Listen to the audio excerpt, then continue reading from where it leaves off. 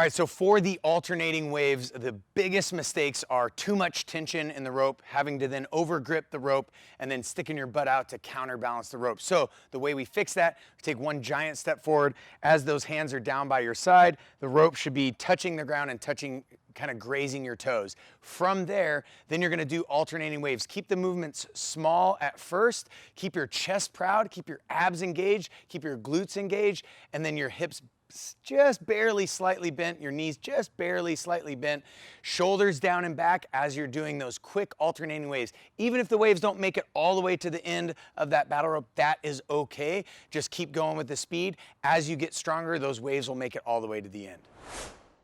So if those alternating waves are a little bit too difficult, the first thing that you can do is take a half of a step back. You don't want to step too far back because then that creates too much tension in the rope again, and then you're actually not doing an alternating wave. So taking that step back is like taking weight off of barbell or dumbbell or something like that.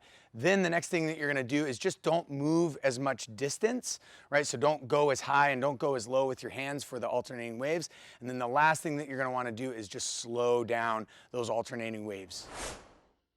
All right, if you're ready to progress with those alternating waves, the first thing that you're gonna wanna do is add some speed. So as you speed it up, you're gonna feel everything in your body engage a lot more. The abs engage more, the muscles that are making those alternating waves engage more. If you still need to progress, now move those waves in a greater distance. So move your hands a little bit higher up by your shoulders, all the way down by your thighs or even knees, but you don't want to bend down or bend over or collapse. You wanna still stay nice and strong and nice and tall. If you're ready to progress even more, then take a giant step forward.